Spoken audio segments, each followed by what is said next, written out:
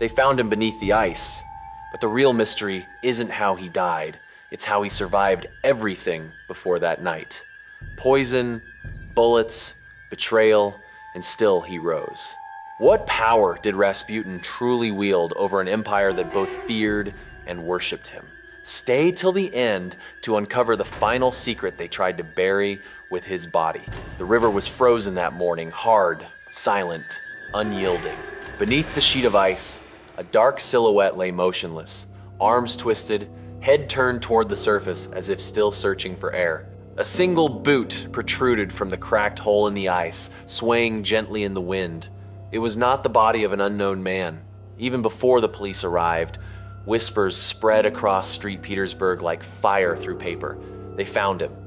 The rumor raced through bakeries, taverns, and palaces alike. The man under the ice was Grigory Yefimovich, Rasputin the peasant turned prophet, the healer turned sinner, the mystic whose shadow had swallowed an empire. The city, wrapped in its eternal frost, exhaled in disbelief. Some crossed themselves in gratitude, muttering that God had finally reclaimed his throne. Others trembled, fearing that unaliving the so-called holy man had opened a curse no bullet could silence. Rasputin had been hated, yes, but he had also been feared not for his strength, but for the strange and terrifying endurance of his spirit. Yet death was only the final act of a story that had long been written in whispers, seductions, and prayers. To understand how a barefoot wanderer from Siberia ended up floating beneath the ice of St. Petersburg, one must peel back the layers of faith, fear, and madness that once ruled the Russian court. Years earlier, in the glittering halls of the Winter Palace, the Empress Alexandra Feodorovna knelt at her son's bedside, tears staining her gown. The young prince, heir to the empire, was dying, bleeding from within, his fragile veins surrendering to an inherited curse. Doctors had failed. Hope had died. Then, one evening, word spread of a wandering monk, unshaven, unwashed, but said to possess the touch of miracles. When Rasputin entered that royal room, his eyes burned like coals under wet ash. He prayed. He whispered. He forbade the doctors from administering more medicine. And then, impossibly, the bleeding stopped. From that night, the Empress believed he was heaven's answer to her suffering. She called him friend of the family, our holy man, the one sent by God. Rasputin became her solace, her secret weapon against despair. But every favor from heaven comes with a shadow. And Rasputin's shadow grew large enough to swallow the court. He spoke with the Tsar as if with an equal. Ministers were appointed and dismissed at his command. Soldiers at the front cursed his name as battles were lost. Priests denounced him as a heretic. Yet Alexandra defended him fiercely, even as rumors of his drunkenness, womanizing, and corruption spread like poison through St. Petersburg society. They called him a snake, disguised as a saint, a man who healed with one hand and destroyed with the other. At night, the streets whispered of his secret feasts, his wild parties, the scent of perfume that lingered outside his flat, where women nobles and commercial intimate workers alike came seeking blessings and left with scandal. To some, he was a charlatan. To others, a holy man beyond human judgment. But to those who ruled Russia, Rasputin had become a threat too great to ignore. Among those who watched him rise with clenched teeth was Prince Felix Yusupov, young, handsome, married to Irina, niece of the Tsar himself. He was everything Rasputin was not. Educated, noble, admired, yet the peasant mystic had stolen what he prized most: influence, attention, and the ear of the Empress. In his own home, Yusupov heard servants whisper that Russia bowed not to the Tsar, but to Rasputin. Every jest, every rumor of the monk's debauchery drove Felix closer to obsession. At the same time, Vladimir Purishkevich, a fiery politician, roared against Rasputin in the Duma, declaring him the rot infecting the empire. The words echoed through the chamber like thunder. As long as Rasputin lives, Russia will perish. The speech, bold and dangerous, drew gasps and allies. Among them was Yusupov himself, who reached out to Purishkevich that very night. They met in hushed voices, behind curtains and candlelight, joined by a doctor, Stanislav Lazaverd, whose steady hands would measure out cyanide as carefully as any prescription. Their purpose was simple: to save Russia by unaliving the man who had bewitched its throne. But salvation, as history would prove, comes at a price. December 29th, 1916.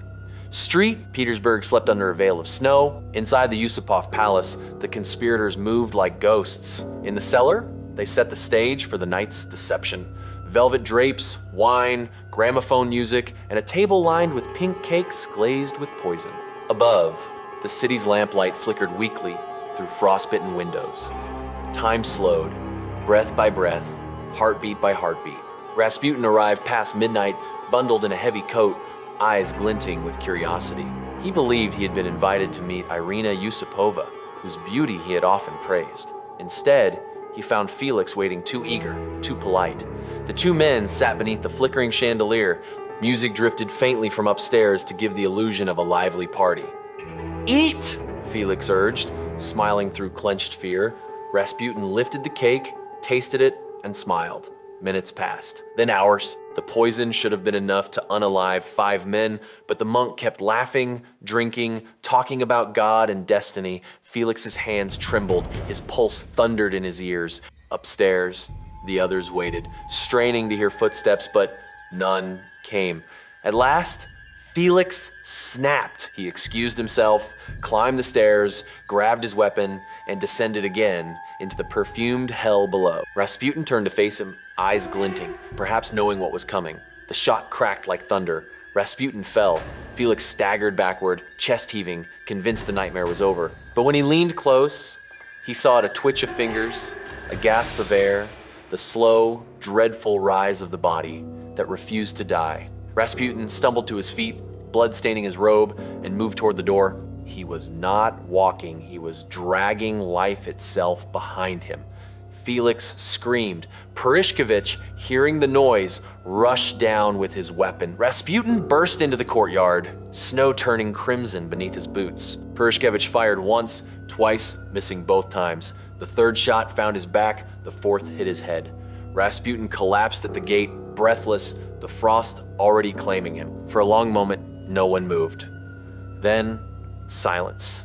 Only the soft hum of wind through the trees, the sound of snow falling on stone. They wrapped his body in heavy curtains, loaded him into a car, and drove toward the Petrovsky Bridge, their headlights slicing through the fog.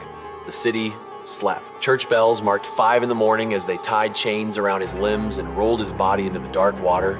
The splash echoed once, then silence again. By dawn, the city's stillness felt different. Something had shifted. Within 2 days, bloodstains were found near the bridge, and one boot had surfaced through the ice. Police followed the trail downstream. When they finally uncovered the frozen corpse, the legend was born. Some claimed water was found in his lungs, proof that he had still been alive when they threw him in. But by then, the truth no longer mattered. Rasputin was dead, and the empire was dying with him. Months later, the Tsar and his family would be unalived in a dim basement, their bodies buried in secret. Yusupov and Irina escaped to France, living in luxury, but haunted by ghosts. In interviews, Felix's eyes betrayed a hollow pride. When asked if he regretted unaliving Rasputin, he whispered, "No, only disgust." Purishkevich died not long after, believing he had done God's work. Dr. Lazaver disappeared into history, another shadow swallowed by revolution. But Rasputin, the man they called a devil, a healer, a prophet, refused to disappear. His story became immortal, retold in books, songs, and nightmares. For even in death, he embodied the thing that terrified every empire, the power of faith without permission. He had come from the dirt, barefoot and unwashed, speaking to the sky, wandering from village to village with the wild certainty of a man who had nothing left to lose. He healed strangers, he seduced believers. He preached about the soul in taverns while drowning his own in vodka. And when the world called him mad, he smiled and called it faith. In the frozen heart of street, Petersburg, when the wind howls through the alleys and the moonlight cuts across the Neva River, some still say they hear footsteps, slow, heavy, dragging across the bridge where he fell. Others swear they hear a faint voice humming a hymn carried by the cold. Perhaps it is only the wind, or perhaps it is the man Russia could unalive but never silence. Grigory Yefimovich Rasputin, the mad monk, the mystic who held an empire in his hand and slipped through its fingers into legend. And so his story endures half saint, half monster, frozen in time, forever whispering from beneath the ice, "I am still here." Now that you know how one man's influence shook an empire to its core, what do you believe was the real reason they wanted him gone? Was he a prophet, a manipulator, or something far more dangerous to the throne? Drop your thoughts in the comments section. Don't forget to follow for more untold stories history tried to silence.